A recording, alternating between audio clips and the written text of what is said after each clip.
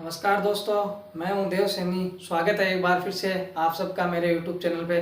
दोस्तों, आज का जो अपना टॉपिक होगा वो हिंदी विषय का सबसे प्रमुख टॉपिक होगा, जो सभी कक्षाओं के लिए बहुत ही इम्पोर्टेंट है। वो है आज का टॉपिक संज्ञा।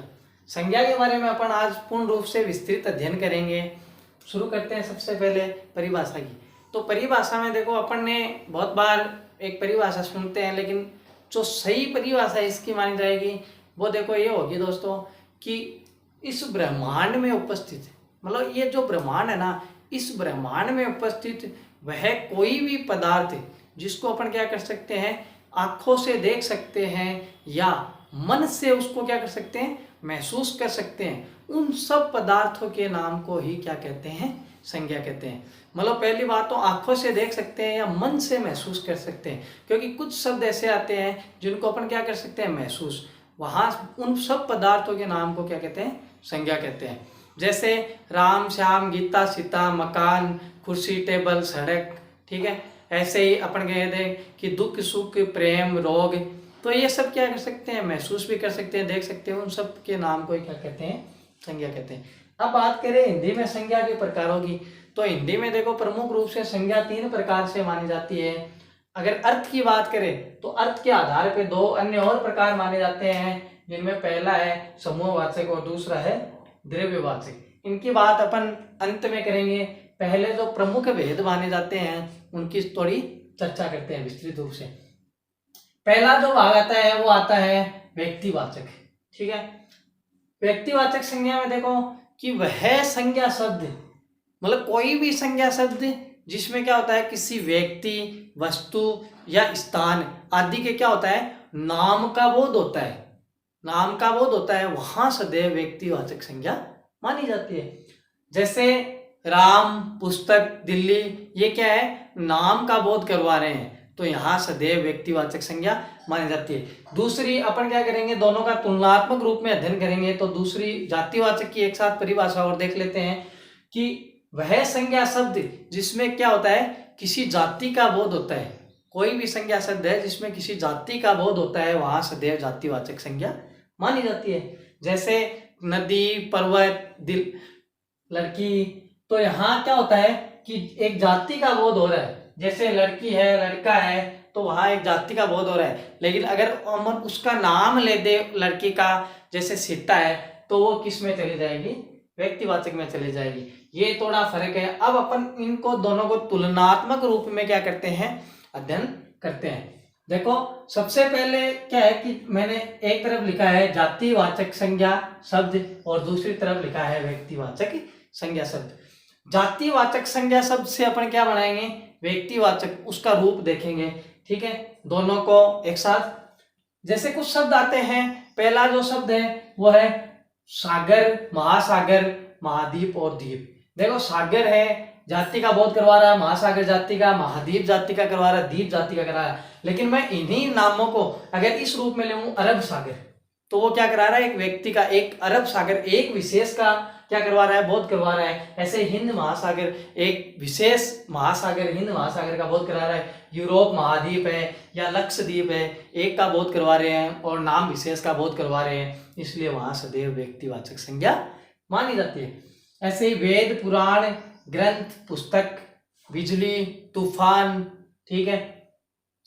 तो जैसे वेद क्या करवा रहे हैं, जाति का बोध करवा रहे हैं, क्योंकि वेद कितने होते हैं, 4 होते हैं, अलग अलग, किसी नाम विशेष का नहीं है, तो यहाँ एक जाति होगी। पुराण भी जैसे 18 पुराण होते हैं, तो वो एक जाति का बोध करवा रहे हैं, ठीक है।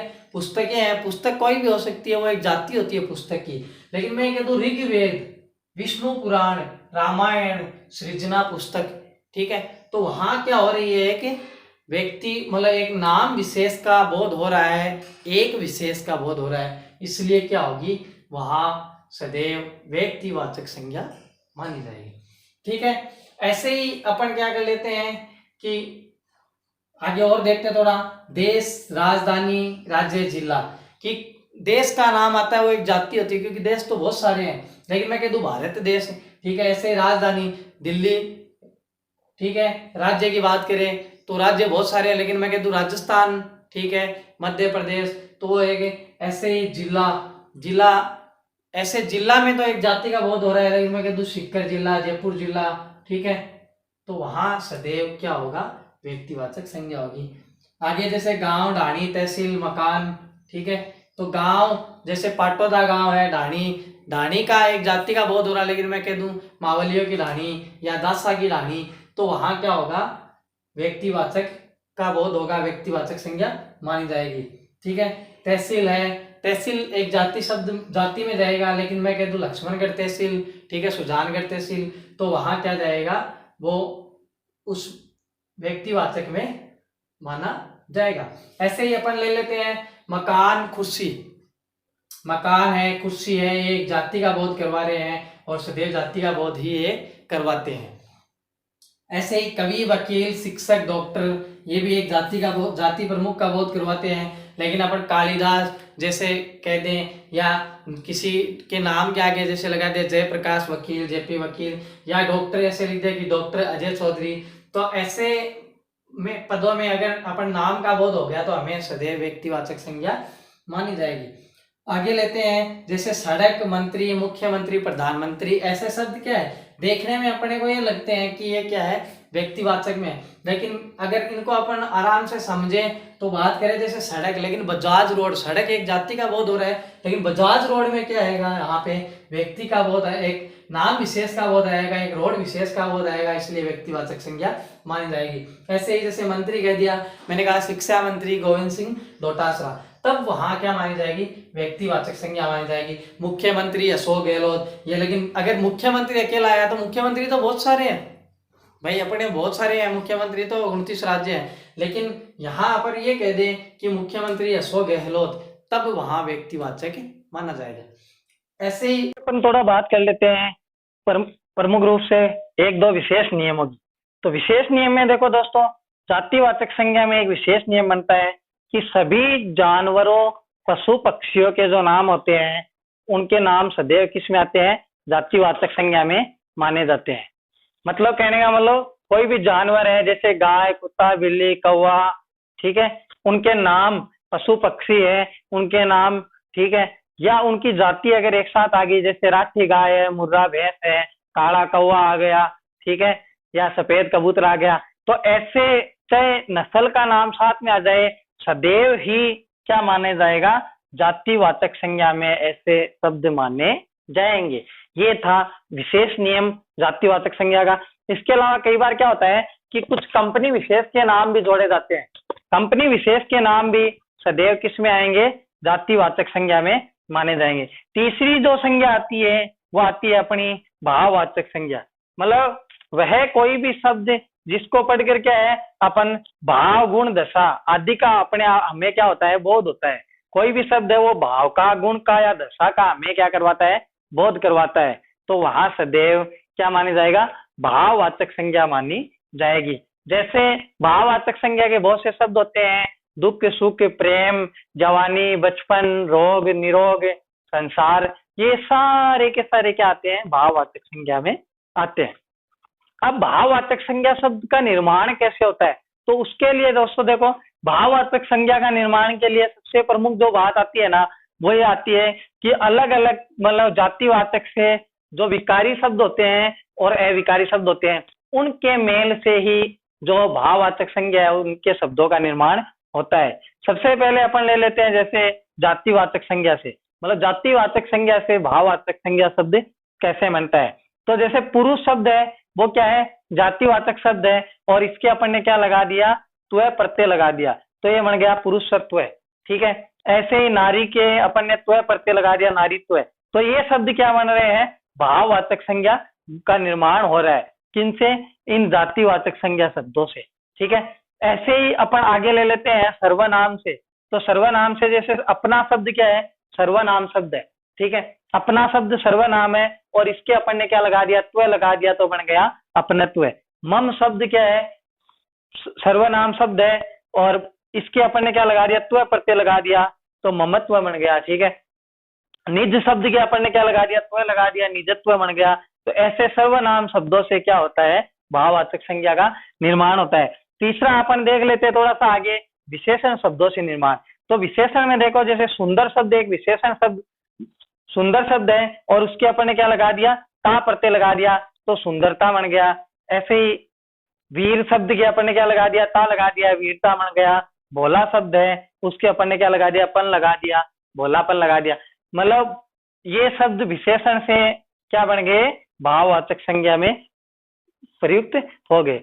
अब देखो जैसे क्रिया से अपन निर्माण करें तो चढ़ना क्रिया होती है और आई प्रत्यय लगा दिया तो क्या बन गया, चढ़ाई बन गया। ऐसे ही घबराना क्रिया होती है, ठीक है, उसके आहट प्रत्यय लगा दिया, घबराहट हो गई।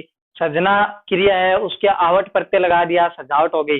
तो ये निर्माण हो गया किसका, भाववाचक संज्ञा शब्दों का। अब देखो दोस्तों, भाववाचक संज्ञा शब्द का निर्माण अपन ने सीख लिया कि कैसे करते हैं। इन सब विकारी शब्दों से होता है, अविकारी शब्दों से भी आता है। जैसे दूरी प्लस आई, दूरिया, दूरिया के अगर लगा दिया, औकारांत शब्दों में भी सदैव क्या मानी जाएगी, भाववाचक संज्ञा मानी जाएगी। ठीक है, अंतिम जो बात कर लेते हैं अपन, वो कर लेते हैं अर्थ के आधार पे दो अन्य जो भेद होते हैं उनके बारे में। देखो दोस्तों, जैसे पहला आता है वो आता है समूहवाचक और दूसरा आता है वो द्रव्यवाचक। समूहवाचक, समूह का मतलब क्या होता है कि कोई संज्ञा शब्द है वो क्या करवाता है, समूह का बोध करवाता है। जैसे टीम, दल, ठीक है, बैठक, ऐसे जो है टीम, दल, बैठक, कोई भी हमें समय समूह का बोध करवाता है तो वहां क्या होते हैं, समूहवाचक संज्ञा शब्द माने जाते हैं। ठीक है, अब ये कहे कि मान लो ऑप्शन में ये तीन भी हो और ये भी हो, तो ऐसे शब्दों में क्या करेंगे अपन, तो ऐसे शब्दों में हमें क्या करना है, समूहवाचक उत्तर मानना है। और मान लो कि समूह ऐसे शब्द आ गए, जैसे टीम शब्द आ गया और अपने पास क्या है, इन तीन ऑप्शन में ये तीन ही है, वो शब्द है ही नहीं, तो अपने को क्या करना है, तो ऐसे शब्दों में भी सदैव क्या मानी जाएगी, जातिवाचक संज्ञा मानी जाएगी। नेक्स्ट अपन बात कर लेते हैं, जो दूसरा भाग जो भेद है वो है द्रव्यवाचक। द्रव्यवाचक में देखो, जैसे पदार्थ की जो अवस्था होती है, तीन अवस्था है, उनके आधार पे माना गया है ठोस, गैस और द्रव्य। जैसे मान लो कि कोई भी ठोस पदार्थ है, उनका नाम आ गया, जैसे कोई भी तांबा, सोना, चांदी, कांसा, ये ले लेते हैं अपन, इनके नाम है। या अपन ले लेते हैं जैसे बर्फ है, या कोई गैस है, कोई नाइट्रोजन, ऑक्सीजन, उनका नाम ले लेते हैं। दूध, जलेबी, तो द्रव्य पदार्थ में जैसे तेल, घी, दूध। तो ऐसे शब्द सदैव ऑप्शन के आधार पे अगर माने तो द्रव्यवाचक संज्ञा शब्द में माने जाते हैं, लेकिन प्रमुख भेदों में माने तो द्रव्यवाचक नहीं करने पर आप क्या करोगे, सदैव ही जातिवाचक संज्ञा में करोगे। तो ये दो प्रमुख रूप से अन्य भेद थे संज्ञा के। संज्ञा के प्रमुख रूप से मैंने भेद और क्वेश्चन का तरीका कैसे होता है ये आपको बता दिया है। आज के वीडियो में दोस्तों इतना ही। अगर आपने अब तक मेरा चैनल सब्सक्राइब नहीं किया है तो कृपया चैनल को सब्सक्राइब, लाइक, कमेंट जरूर करें। फिर मिलेंगे एक नए वीडियो के साथ, नए टॉपिक के साथ। तब तक के लिए जय हिंद, जय भारत।